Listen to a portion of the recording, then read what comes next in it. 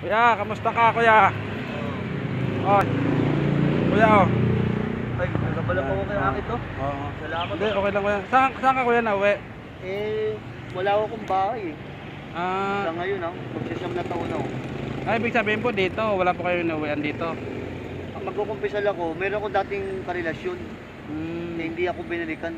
Tiga rito lang ako siya sa Cavite. Ah, okay. Ang pangalan niya, Rona sa Terra Romero. Ano po probinsya niyo kuya? Nueva Ecija ako. Ano ba siya? Matagal na po kayo dito? Isang buwan pa lang ako ritong nananatili. Kasi pinalis ako ng barangay sa amin dahil binugbog ako eh. Bumibili lang ako ng sigaryos tindahan, bigla akong binugbog ng 3 bata. Ibig sabihin po, saan po kayo natutulog dito paggabi? Doon sa may malapit doon sa bumbero.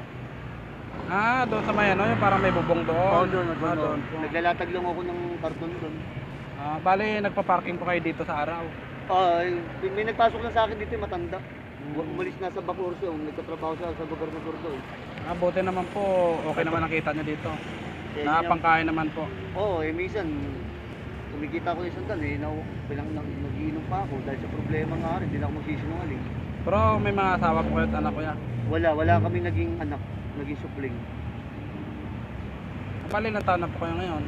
Ang edad ko, 37 no. Anong po probinsya niyo ulit? Papaya, General Tino, Nueva Ecija. Buti, paano po kayo nakarating dito? Yung dati nga, meron akong yung kalibing partner, tiga Poblacion 4A. Doon. Dyan sa ano yun. Sino pangalan? Ang biyanan ko, Pedro. Ay, ibig sabihin po pala, matagal na po pala kayo dito. Sa Imos, ganon. Hindi ako totally tumira dito eh. Kumbaga ito lang napili kong area para hanapin ko yung diwa ko. Kasi dati nga akong nag-bisyo eh. Yun ang Okay. gusto kong gumaling. Buti hindi po kayo na nakulong dati. Ay, marami akong kulong. Marami. Kapitong selda ako eh. Ay, ibig sabihin po, maraming beses na kayo nakulong. Ano? Marami na ako. Sa awa ng Diyos, tinulungan niya akong pilit magbago. Oo nga eh, dapat Nahanapin ko yung sarili ko. mas maganda yung magtatrabaho tayo ng marangal, no? Ayun nga ako eh. Kasi Ang kahit- katwiran ko, kahit hindi na ako kumain eh. Huwag lang ako magnanakaw. Oo nga, maganda yan kuya kasi Oo. akala, Pero kayo na. pero minsan po ba dito kayo natutulog, ganon? Ay, hindi ako natutulog pa rito. Ayaw din ng mga Ayaw ng Alphamart. yung empleyado sa empleyada. Bawal matulog dito eh. Pero okay lang sa kanila na nagpa-parking ka dito. Oo naman. Basta, huwag lang akong magsisinungaling. Buti yung mga gamit mo doon hindi nawawala. Ayan. O ito yung bag ko. May karton na lang kayo, naglalatag na lang kayo ng karton. Ganun. Minsan, pag wala kang karton, manghihingi ako, tapos minsan bibili. Pag talagang walang-wala na, lalatag ko lang yung kumot ko. Yun ang magiging sa pinigaan. Buti hindi po delikado na sa titulugan nyo. Wala naman. Basta wag lang daw gagawa ka ng masama. Kasi, ibig sabihin, di ba daanan yon? O daanan. Kasi, hindi ba kaya mamaya yung mag-alaw kayo dyan, bawa, madali kayo, o kaya kayo ng masipa, ganun din naman. Isang beses, may gumugulo sa akin eh. Sabi ko, sige, bakit ako ginagano? Wala naman akong ginagawang masama.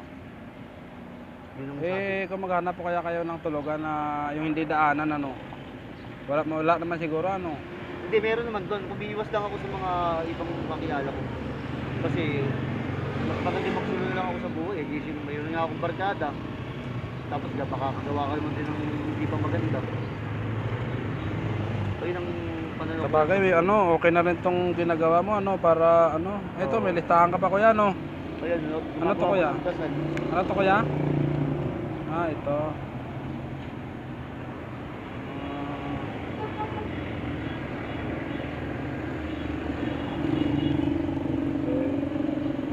Ito po yung nyo, yung parang talaan ng Hindi, dati ako nagtrabaho sa Muntinlupa. Nililista ko yung mga pera ko sa araw-araw. Kaya sa inyo, nabalak ko. ibig sabihin po, nag-iipon kayo ng pera, Oo, yun, nag-ipon ako, pamasahe. Isaan nyo naman po iniipon? Meron akong secret ko nalagayan ng barya. Pero naman po siguro, kahit dito lang siguro muna kayo, at least kumikita kayo, Ayun nga eh, kasi lilipat niya ako ng ibang area, tapos magbibisyo ka lang. Oo. Dito, tingin ko gumagaling ako sa Imus eh. At least dito siguro hindi ka na nagbibisyo, ano. Wala na. Hindi na ho. Bilib na ako sa ano to eh, parang nasa Baguio, ang lamig. Na makakalimutan mo talaga yung bisyo eh. Kaya dito eh, tinapili kong lugar eh.